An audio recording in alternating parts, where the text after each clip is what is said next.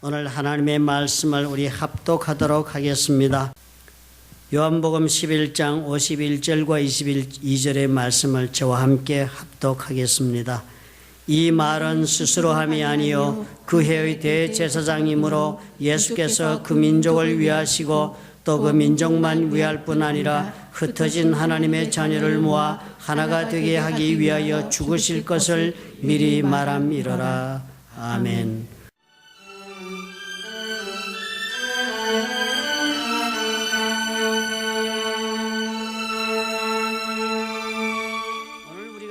구절은 그저 나사로의 부활 사건에 연결되어 있는 그런 한 부분이 아니라 그 이 말씀 자체로 이 두 구절 자체가 엄청나게 중요한 의미가 있습니다.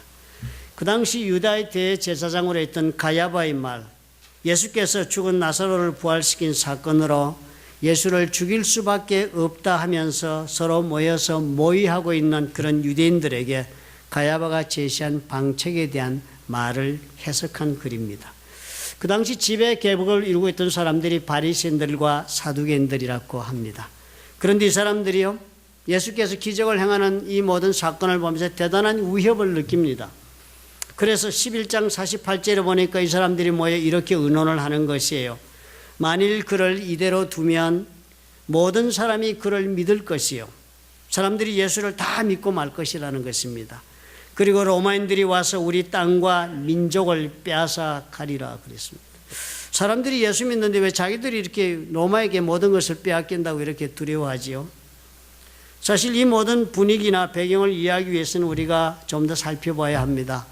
여러분 성경을 읽어보시면요, 특히 복음서는 이야기체로 적혀 있습니다. 이야기하듯이 대화체로 쭉 적혀 있어서 무슨 사건에 대한 가르침을 주고 있다기보다는 일어난 사건을 우리에게 전해주는 그런 이야기체로 적혀 있습니다.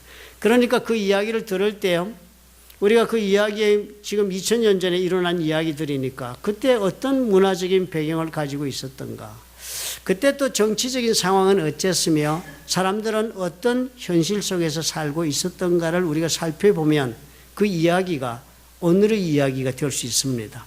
성경이 이야기처럼 우리에게 이렇게 적어주는 이유는 그것을 가지고 학문적으로 분석하고 판단해서 무슨 가르침을 얻으라 하는 것보다 그 이야기 속으로 들어오라 하는 초청입니다.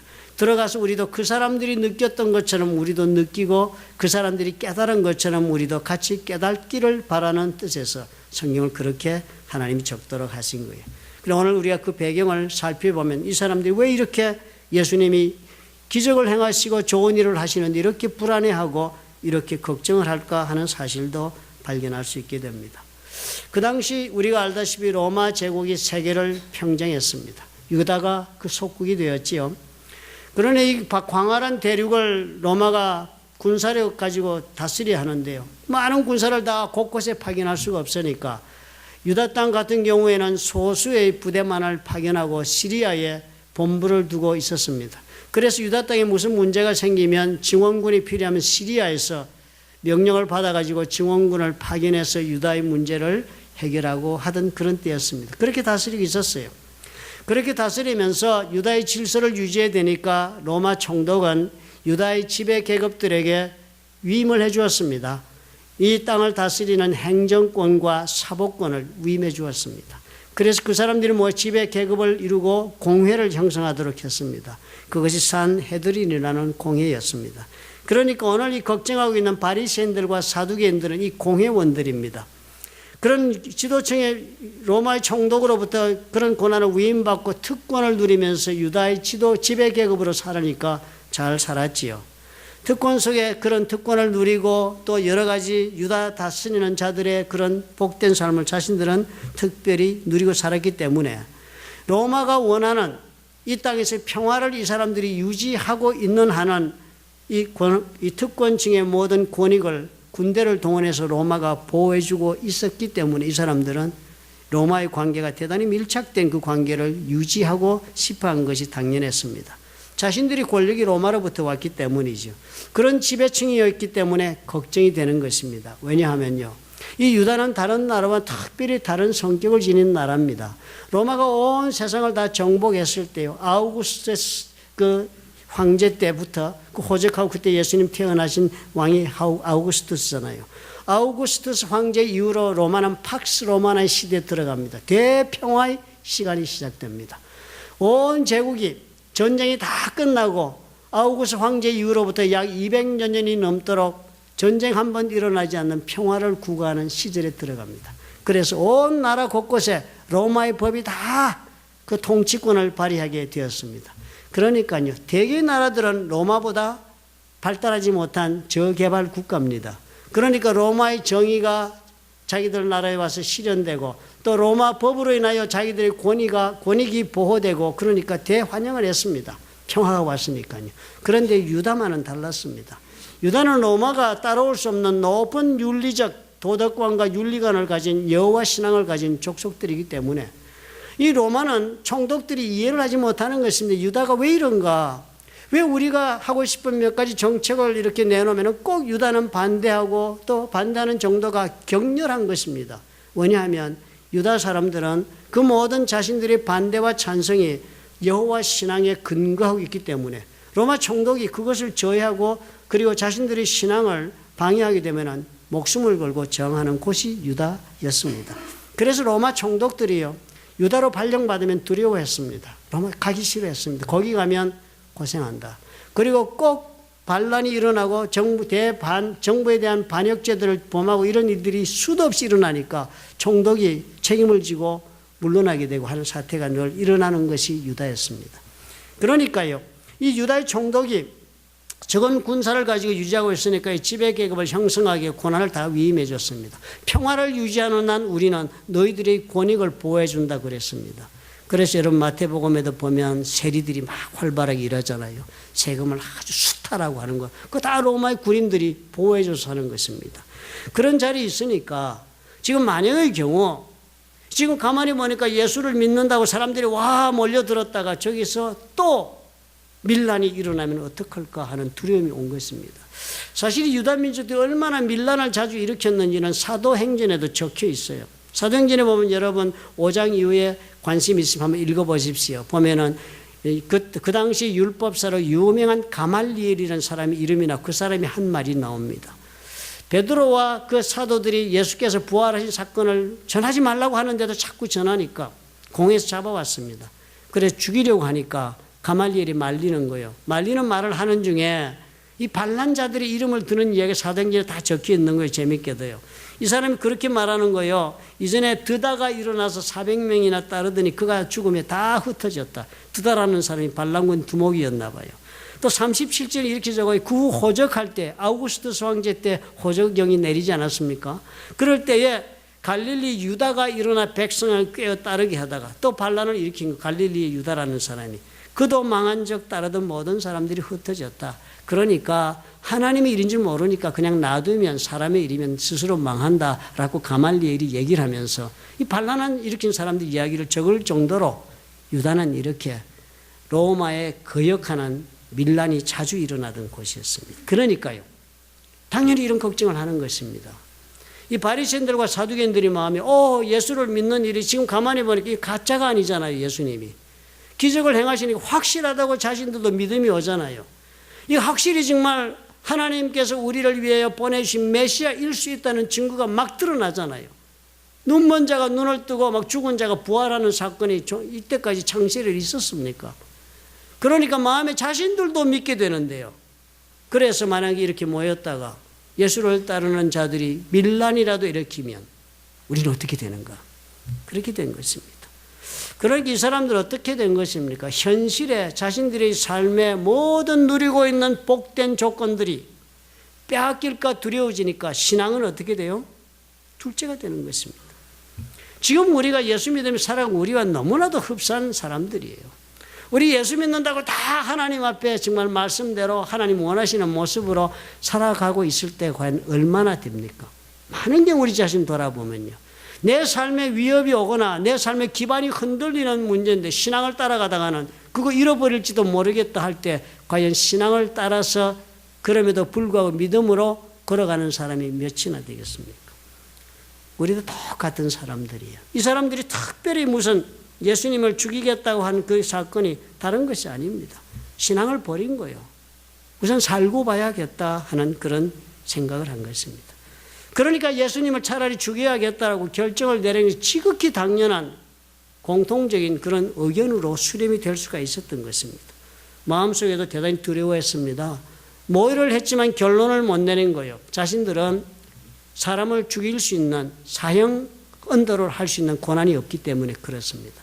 재판권은 있어도요, 사형에 관한 권한 로마 총독에게 있었습니다. 그래서 못 죽인 거예요. 그래서 예수님을 죽이지도 못합니다. 그러니까 사람들을 선동시켜서 십자가에 못 박으셔서 빌라도 앞에 가서 막 압박을 하게 해가지고 빌라도가 밀란이 일어날까 봐 두려워서, 밀란이 일어나면 총독도 본부로부터 문책받으니까, 그래서 예수를 내주었다. 이렇게 돼서 예수님 죽은 사건이 됩니다. 예수님 죽은 사건의 내용이 사실은 겉으로 볼 때는 이런 것이에요. 그런데 이런 자리에서 이 모든 일을 진행하는 사람이 그 해의 대제사장을 맡고 있던 가야바라고 그랬습니다. 대제사장은 종신직이에요. 이스라엘에서는 왕이 대제사장을 임명하면 종신토록 대제사장의 직분을 감당하는 아주 숭고하고 엄숙한 사명의 자리입니다. 그런데 로마 총독부에서 대제사장을 임명을 합니다. 그리고 또 파면도 할 수 있고요. 그리고 대제사장이 안식일에 제사를 지낼 때는 대제사장 복도요, 총독부에서 보관하고 있었습니다. 기록을 보면. 그래서 안식일 전에 준비하는 날에 대제사장이 가서 그 복을 빌려가지고 입고는 제사 지내고 끝나면 또 갖다가 주고 그랬던 시절에 가야바였습니다. 그러니까 이 사람 로마 총독의 의용 제사장이지요. 아무리 이 사람 그런 제사장 직분에 있다, 이 사람 그러면 무슨 일 하겠습니까? 로마 총독이 원하는 일을 할 사람이지 하나님이 원하시는 일을 할 사람이 아닙니다. 그런데도 그 사람이 그래서 그런 말을 하는 과감한 겁니다. 그 중에 한 사람, 그의 대제사장인 가야바가 어떻게 죽일 길이 없어서 모의를 하고 앉아있는 사람들에게 한마디 하는 거예요. 너희가 아무것도 알지 못하는도다. 아무것도 모르는, 너 무슨 생각들 하고 이렇게 이 사건을 모르겠느냐. 한 사람이 백성을 위하여 죽어서 온 민족이 망하지 않게 되는 것이 너희에게 유익한 줄을 생각하지 아니하는구나. 예수님 때문에 어려운 일을 겪을까 봐 고민하고만 있을 일이 아니다. 예수 한 사람 죽어버리면 우리가 망하지 않을 수 있는 일이 사실 그게 우리한테 좋은 일 아니냐. 왜 그 생각을 못하고 있느냐라고 가야바는 인간적인 방책을 낸 것입니다. 그렇게 낸 그 말을 보고서 사람들은요, 결국 그 말씀을 따라서 물론 청의 자리까지 갔지요. 그런데요, 이렇게 말한 가야바의 말을 그렇게 듣고 그렇게 사람들은 집행하고 사람들은 그렇게 이해했습니다. 아, 예수님은 로마 정부의 반역죄를 저지르다가 고발을 당해가지고 그렇게 십자가에서 죽었다. 이것이 외형적으로 사람들이 보는 그런 상황에 설명했습니다. 그런데요, 오늘 우리가 읽은 51절과 52절은 가야바가 한 말이 아니고 사도 요한이 가야바가 한 말을 재해석을 해서 그 의미를 우리에게 알려주기 위하여 적은 글입니다. 그러니까 요한복음 11장 51절 52절은 이렇게 설명하는 거예요. 이 말은 스스로 한 말이 아니요, 가야바가 스스로 이런 뜻으로 말을 한 것이 아니라는 거예요. 자기는 자기가 그런 말 한 줄로 알지만 그게 사실은 그런 것이 아니다. 내용이 그 해의 대제사장이므로 죽으실 것을 미리 말한 것이다. 미리 말했단 말은 예언한 것이다 라고 원어는 적혀 있습니다. 그러니까 가야바가 그 해의 대제사장이므로, 그 해의 대제사장이라는 말은 그 해의 대제사장 반드시 온 백성을 위하여 속죄일에, 대속죄일에 하나님 앞에 양을 잡아서 온 나라에 하나님으로부터 용서함을 구하는 제사를 지내는 제사장이니까 그러한 대제사장이므로 죽으실 것을 미리 예언한 것이다 그랬습니다. 예수님이 그렇게 죽으실 것을 가야바가 예언한 것이라는 거예요. 가야바는 자기가 말한다고 말한 거지만 실제로 그 내용이 뭔가 하고 사도 요한이 해석을 하는데요, 그것이 절대 인간의 말을 한 것이 아니다. 하나님께서 가야바 입을 통해서 예언한 말이다라는 거예요. 그 예언한 말이 뭐예요? 예수님이 죽으실 것을 미리 예언해 주었다는 거예요. 그 내용이 뭡니까? 왜 죽느냐? 그러니까 예수께서 그 민족을 위해서 죽는다 그랬습니다. 또 그 민족만 위할 뿐 아니라 흩어진 하나님의 자녀를 모아 하나가 되게 하기 위하여 죽으실 것을 미리 예언을 했다는 거예요. 이게 사도 요한이 예수님의 죽음에 대한 의미를 우리에게 설명해 주는 말씀입니다. 그러니까 요한은 예수님의 죽음을 우리가 어떻게 설명해요? 예수께서 죽으신 그 죽음은 그냥 보통 이렇게 죄 지어가지고 정부의 반역죄로 죽고 이런 것과는 관계가 없다. 실질적으로 이건 하나님께서 그런 모습을 띄었지만 실질적인 내용은 대신하여 죽으신 죽음을 죽은 것이다. 온 민족을 구하기 위해 대신 죽은 죽음이고 흩어진 자녀를 구하기 위해 대신 죽은 대속의 죽음이다 라고 요한이 우리에게 알려줍니다. 요한이 가야바의 말을 그렇게 적지 않았어요? 한 사람이 백성을 위하여 죽어서 온 민족이 망하지 않게 되는 것이 너에게 유익하다 그랬으니까 너희들의 유익을 위해서 지금 예수는 죽어야 한다는 거예요. 예수님 본인의 죄 때문에 죽은 것이 아니라 온 민족을 망하지 않기 위해서 대신 죽었다는 거예요. 대단히 중요한 증거의 말을 합니다. 그렇죠? 그런데요, 이 가야바가 한 말 중에, 가야바는 대제사장이니까 늘 제사 지내고 이런 사람입니다. 그 한 말 원어를 보면 한 사람이 백성을 위해 죽는다는 표현은 그 대속죄일에 그 양을 잡아서 한 희생으로 온 민족을 구한다. 온 민족을 한 희생에 죽는다는 표현과 동일한 표현입니다. 그 제사 표현입니다. 대속죄일에 희생제물로 그 양을 잡고 그리고 그 양의 죽음으로 이스라엘 백성의 죄를 사함받는 그것처럼 그렇게 예수가 죽으면 된다라고 가야바가 동일한 표현을 자기도 모른 채 하고 있는 것입니다.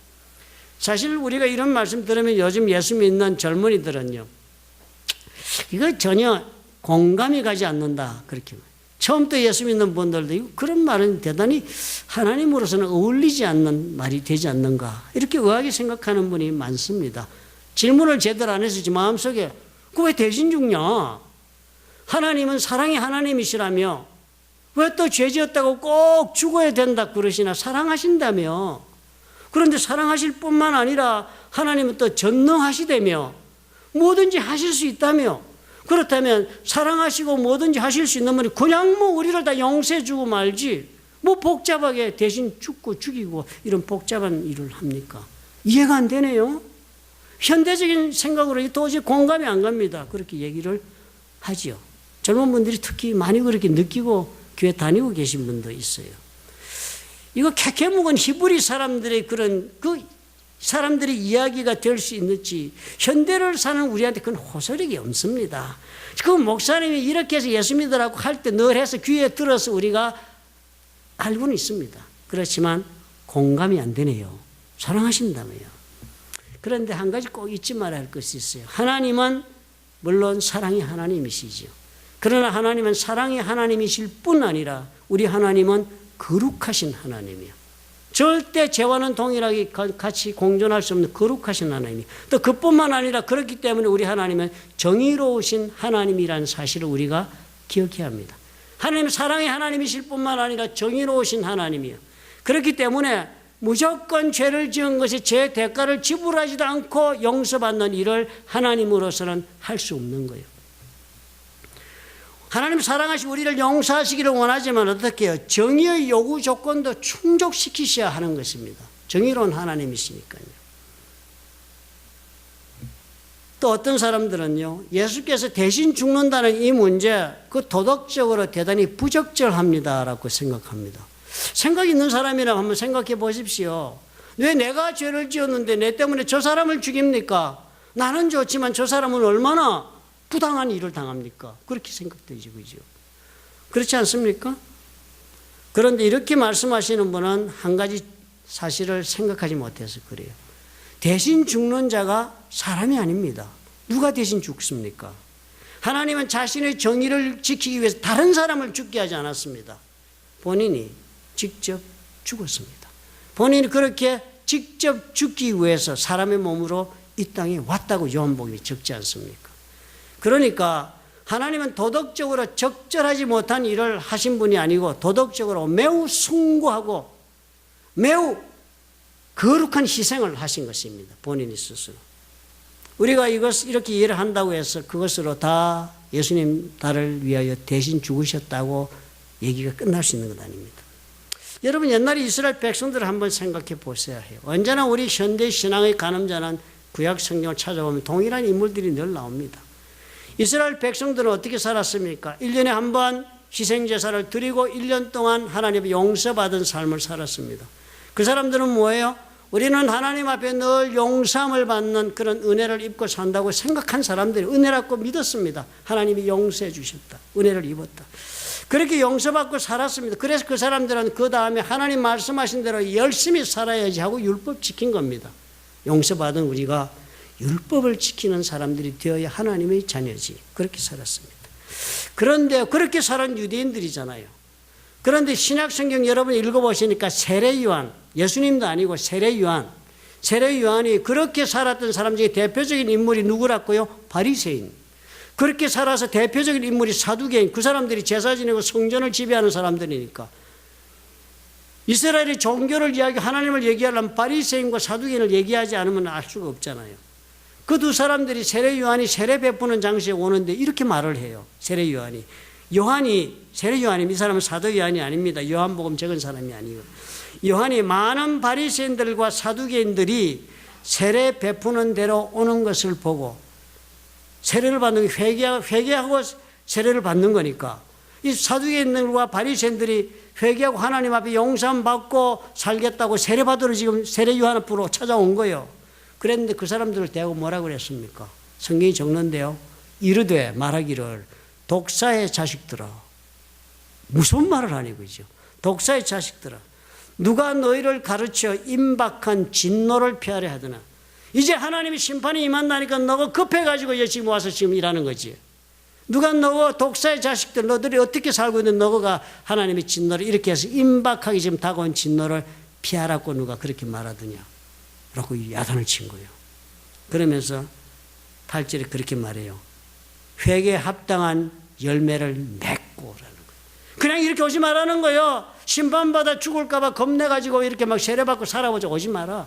이 독사의 자식들아. 겉으로 너희들 회개하고 뭐 하는 것처럼 보이지. 그러나 너희들 속에 뭐가 없다고요?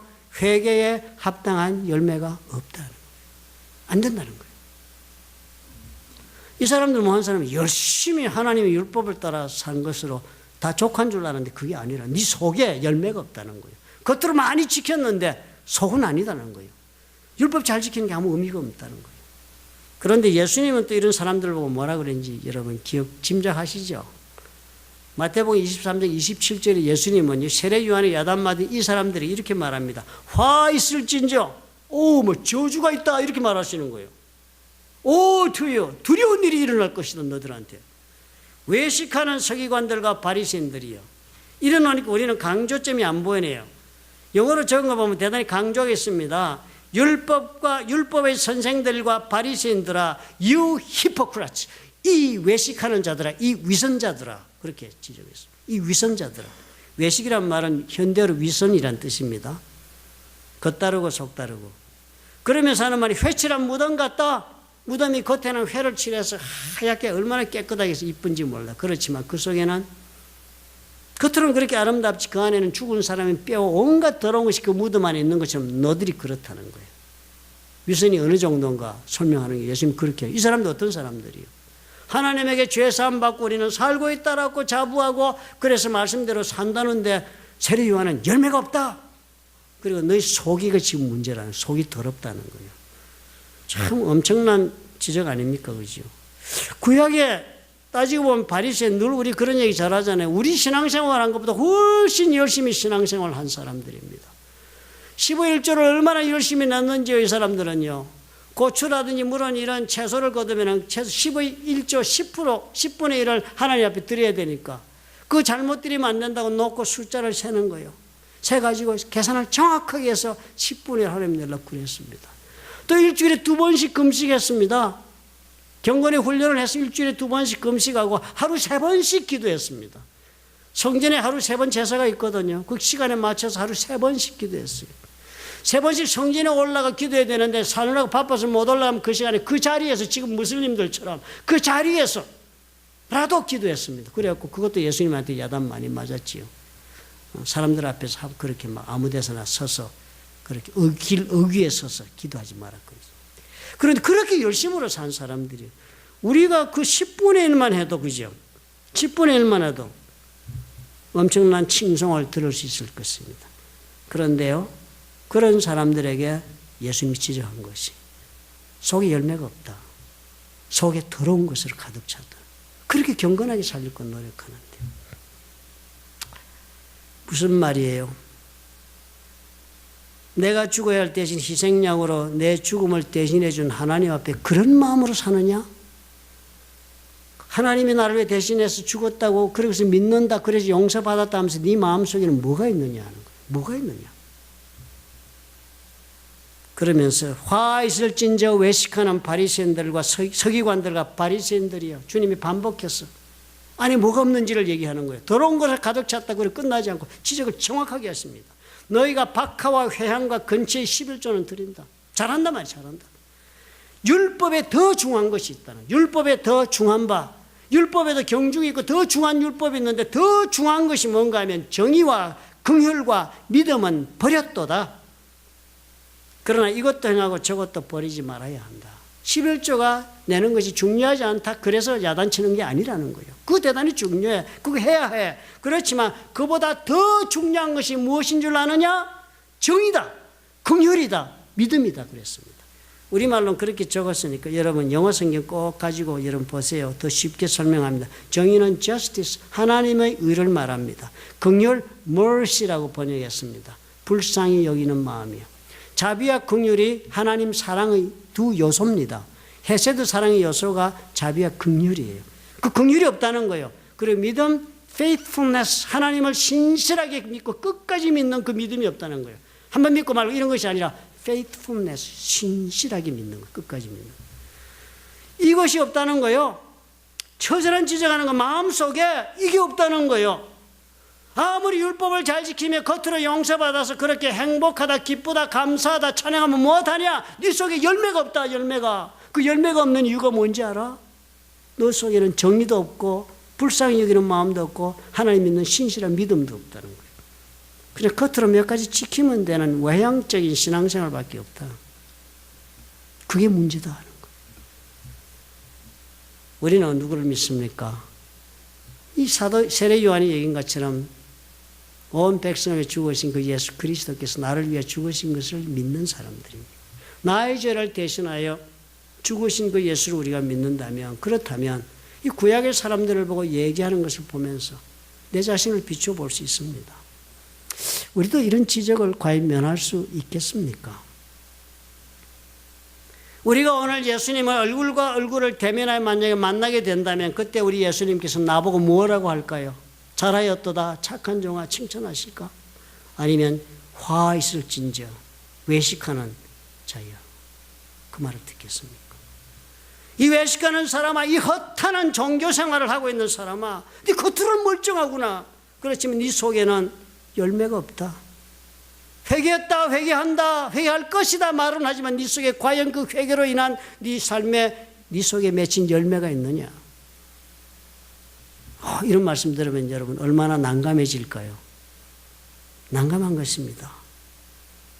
하나님의 사랑을 입고 사는 신앙생활이 그렇게 먼 데 있지 않습니다. 먼 데 있지 않아요. 내 죄를 대신해 죽으신 예수를 나는 믿는다라고 하면은 우리가 그렇게 죽으신 예수님의 그 죽음의 의미를 오늘 우리가 성경을 읽어서 아는 사람이라면, 그래서 내가 구원을 얻었다면 그 이후 내가 어떻게 어떤 마음을 품고 살아야 우리 주님이 기뻐할까를 생각해야 합니다.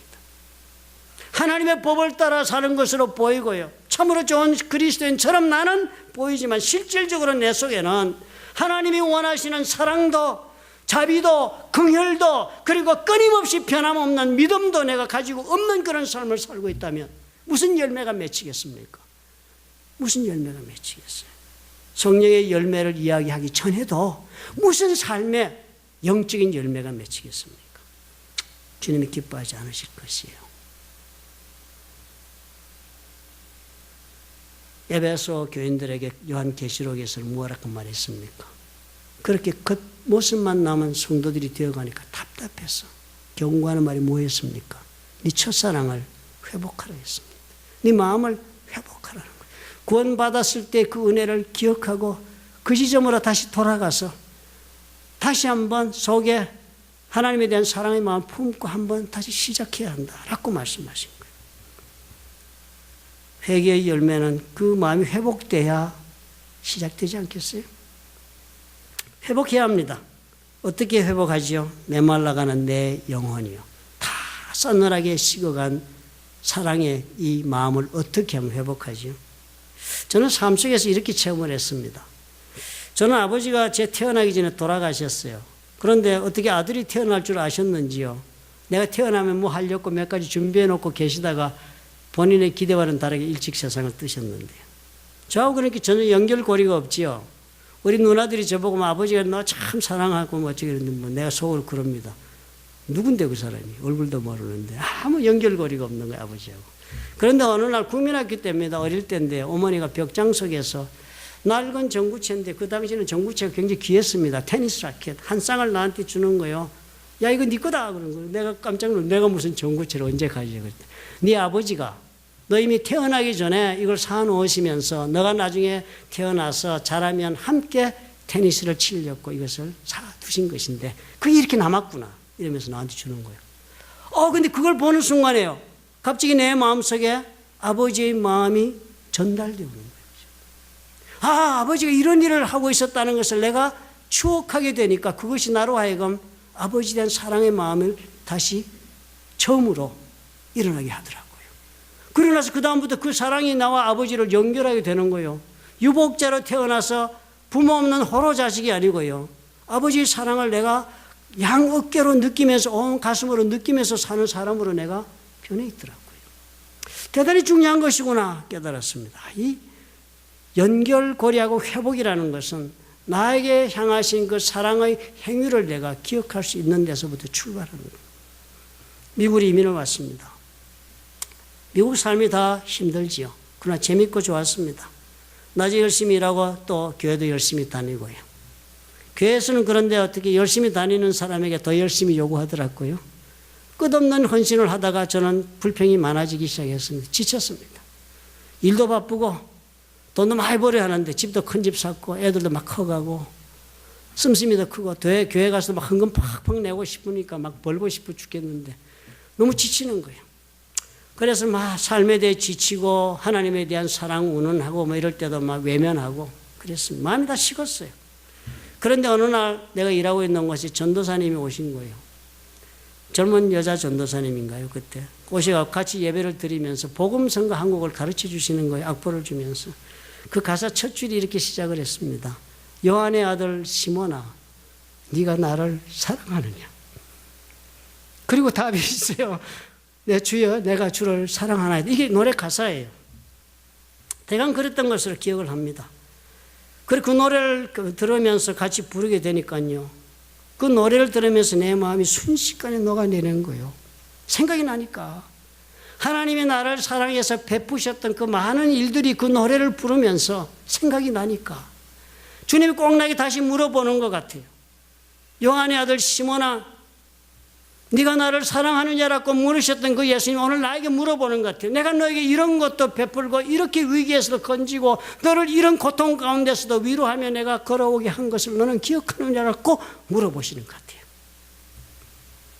제가 생각이 그렇게까지 미치니까요. 그 생각이 나니까 내 마음이 완전히 허물어지는 거예요. 녹아나고 주체할 수 없이 그날 눈물만 흘리고 말았습니다. 그러고는 저는 변하기 시작했어요. 완전히 180도로 다른 사람이 되기 시작했습니다. 하나님에 대한 사랑이 다시 살아나니까 힘들고 낙심되고 불평이 쌓이잖아요. 그럼 고속도로를 막 달리다가도 그 노래를 불렀습니다. 마치도 주님이 나에게 물어오는 질문을 내가 나에게 물어보는 것처럼 노래를 불렀습니다. 그리고 제 이름을 넣어서 부르게 됐습니다. 희수야 너는 예수를 사랑하느냐. 운전을 못했어요. 눈물이 나서 길가로 나가서 차를 세우고 울었던 적이 한두 번이 아니었습니다. 하나님은 나에게 많은 헌신, 극한 희생, 율법에 충실한 것을 요구하고 계신 것이 아니었구나. 교회를 잘 섬기고 헌금을 많이 내고 믿음 좋은 모습을 보이고 기도 잘하고 이런 모습을 하나님이 원하시고 계셨던 것이 아니었구나. 하나님 내 마음속 가득히 주님이 나를 얼마나 사랑하고 있는가를 내가 깨닫고 주님과 사랑하며 살아가기를 원하고 계시는구나. 그것을 배우는 계기가 된 거예요. 사람이 안 바뀌겠습니까? 완전히 다른 사람이 됐습니다. 저는 어느 날 그 노래를 부르다가 주님, 내가 어떻게 해야 우리 주님을 온전히 기쁘게 할 수 있을까요? 질문하다가 주님께서 저를 소명하여 부르셨던 날을 다시 기억해내고 신학교 가기로 결정을 했습니다. 예수님이 나를 대신하여 죽으셨다고요. 내 죄를 대신하여 죽으신 것을 나는 믿어서 구원을 얻어서 천국 백성이 되었다고요. 그러나 그럼에도 불구하고 그런 나라 할지라도, 그래서 예수 믿고 은혜를 받아 잘 사는 삶이라 할지라도 내 마음속에 하나님을 향한 그런 뜨거운 열매가 맺히지 않으면 안 된다. 내 마음속에 그 어떤 것보다도 중요한 하나님을 향한 사랑과 긍휼과 그리고 믿음과 정의가 내 마음속에 없다면 안 된다. 내가 그런 마음을 가지고 어떻게 해요? 하나님을 사랑할 수 있어야 된다는 거예요. 그런 마음을 가지고 죽게 나아가는 자가 될 수 있어야 그 사람이 믿음이고 예수 그리스도의 대신 죽은 죽음이고가 얘기가 성립되는 것이지. 구원받아 천국 가는 것이 전부가 아니다. 전부가 아니다. 어떻게 사는가를 이 말씀을 통해서 결정해야 한다는 거예요. 가야바 뭐라고 그랬습니까? 한 사람 죽여서 우리가 다 잘 살 수 있다면 그것이 좋은 것 아니야? 라고 말하면서 예수 죽이기를 공모했던 가야바였다면, 예수 잘 믿어서 밥 잘 먹고 장수하고 무병장수하고 축복받아 삶을 사는 것은 좋은 거 아니야? 이렇게 말하면서 속으로 아무 열매를 맺지 않는 그리스도인과 가야바가 다를 것이 무엇이 있겠습니까? 아무 다른 것이 없어요. 우리는 가야바, 바리새인 사두개인들 무시하지요. 그러나 가만히 뚜껑을 열어보면 어때요? 나라고 가야바보다 다를 것 없어요. 나를 위하여 예수님 대신 죽으신 것은 이유가 있다고 로마서가 우리에게 가르쳐주지 않았습니까? 5장 8절에 우리가 아직 죄인 되었을 때, 우리가 예수를 모르고 죄인일 때 예수님은 이미 십자가에 나를 위해 돌아가셨다는 거예요. 그것을 이렇게 말합니다. 로마서가 우리가 아직 죄인 되었을 때에 그리스도께서 우리를 위해 죽으심으로 하나님께서 우리에 대한 자기의 사랑을 확증하셨다. 내가 너를 얼마나 사랑하는지 아느냐? 너는 죄를 짓고 살면서 예수가 누군지 하나님 누군지를 생각지도 않고 죄만 짓고 그때 나는 너를 사랑해서 내가 십자가에 올라갔다. 주님이 그렇게 말씀하셨던 거예요. 그만큼 사랑한대요, 우리를. 그러니까 대신 죽으신 이유는 뭐예요? 나를 사랑하시기 때문이랍니다. 여러분, 사람이 나를 사랑해도 그 사랑하는 사람에게 내가 사랑의 마음으로 살아가지 못하면 그게 사람이 아니잖아요. 사람이 사랑에 대해서도 그렇게 하면 사람 구실 못하는 거지요. 사랑을 모르고 사는 사람이 되지요. 그런데 하물며 하나님께서 목숨을 대신 주셨다는 사랑, 여러분 어떻게 받아들이시겠습니까? 주님은 설명 잘 해주셨습니다. 인자가 온 것은 섬김을 받으려 함이 아니라 도리어 섬기려 하고 자기 목숨을 많은 사람의 대속물로 주려 합니다. 많은 사람들에게 내 목숨을 대속물로 주려고 내가 이렇게 왔다는 거예요. 예수님이 왔다는 거예요. 대속물이라는 단어가 대단히 우리는 생소한 단어입니다. 우리는 이 대속물이라는 단어를 써본 적이 없으니까요. 소말리아에서 한번 해적들이 썼습니다. 소말리아 해적들이 막 선원을 납치해가지고 나서 요구한 것이 뭐였습니까? 대속물을 요구했습니다. 영어로 ransom. 그 사람들이 몸값을 요구한 겁니다. 그게 대속물이에요. 많은 사람들의 몸값으로 내 목숨을 주기 위해서 내가 이 땅에 왔다고 그랬습니다. 도대체 우리가 누군데 몸값을 지불하러 왔다고 그랬습니까? 이건 노예와 종의 그 시장에서 통용되는 그 언어입니다. 종을 사고 팔 때 그 몸값을 랜섬이라고 그러죠. 몸값. 우리가 다 어떻게 해요? 죄의 종된 입장에 있으니까. 우리는 모른다. 우리는 다 내 뜻으로 잘 살고 있는 것 같아. 정확한 판단력 가지고 교육을 잘 받아 지성적인 판단력도 있고, 또 우리가 다 참 잘 자라서 우리가 제대로 경험을 쌓고 살아서 무엇이 옳고 그런지도 판단하고, 그렇게 해서 우리는 제대로 판단력을 가지고 능력 있게 나는 살고 있다고 생각하지만 주님 그렇게 말하는 거예요. 그러하지 아니하다. 죄의 문제를 해결하지 못한 너는 죄의 종이다 그런 거예요.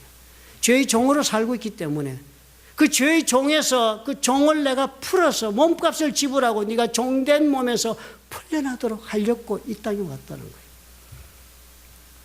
그래서 몸값을 지불하기 위해 십자가에 올라가시 죽으신 것이, 그것이 우리의 죄의 몸값인 것입니다. 주님 그렇게 갚으신 거예요. 그래서 우리가 자유함을 얻는 거예요. 예수를 믿어서 더 이상 사단에게 우리는 속하지 아니할 뿐 아니라 더 이상 사단은 우리를 어찌할 수 없는 그런 삶을 살고 있는 거예요. 예수께서 그래서 몸값을 지불했기 때문에 사단은 더 이상 권리를 주장할 수 없어요. 우리가 이것을 기억해야 합니다. 예수 믿어서 우리가 이걸 기억해야 해요. 내가 몸값을 지불하고 풀려난 사람이다.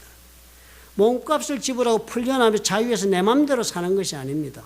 로마서는 이렇게 말해요. 그러나 이제는 몸값을 받고 풀려났으니까 이제는 이렇게 살으래요. 너희가 죄로부터 해방되고 하나님께 종이 되었다. 몸값을 하나님 지불했잖아요. 그리고 내를 샀으니까, 나를 풀었으니까 나는 전 주인으로부터 풀려났지만 이제는 새 주인이 생겼네요. 그 새 주인이 누구라고요? 하나님이에요. 하나님이 몸값을 지불했으니까. 로마서 그래서 그럽니다. 너희가 죄로부터 해방이 되었지만 이제는 누가 되었어요? 하나님에게 너는 이제는 종이 되어야 한다는 거예요. 종이 되어야 한다. 단호한 선언입니다. 우리 예수 믿으면서 이 생각 안 해보고 살지요.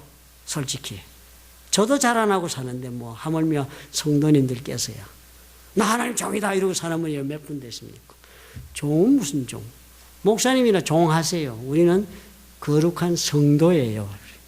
거룩한 성도라 생각합니다. 거룩한 종입니다. 하나님은. 뭐 로마서 그러잖아요. 몸값이 지불된 거예요. 그러므로 우리는 어떻게 해요? 하나님 우리 종이니까 하나님은 우리 주인으로 모시고 살아야죠. 그런데 우리 하나님은 사단이 아니잖아요. 사랑의 하나님이시요. 정의의 하나님이시요. 거룩하신 하나님이에요. 하나님 우리를 종 삼지 않습니다. 몸값 지불 우리를 샀지만 노동과 억압으로 종 삼지 않아요. 우리 하나님은. 하나님은 사랑으로 사셨기 때문에 우리 모두가 다 어떻게 해요? 사랑의 종이 되기를 원합니다. 저와 여러분이 사랑의 종이 되어 살기를 원합니다. 여러분 어떤 마음으로 사십니까? 나를 위해 누가 조그만 정성을 베푼 것을 나중에 알게 되어도 사랑의 마음 때문에 부담스러워 하시지요, 여러분. 부담스러워. 날 위해서 그렇게 미리미리 성탄 선물을 준비했는데 그냥 나는 지나갈 수 없지. 갚아야지. 그러고 살지, 여러분.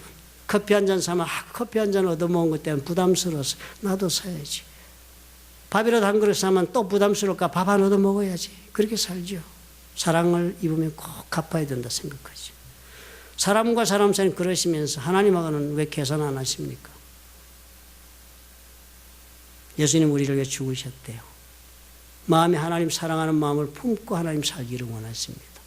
하나님은 우리를 향하여 뜨거운 열정을 가지고 사랑하셨어요.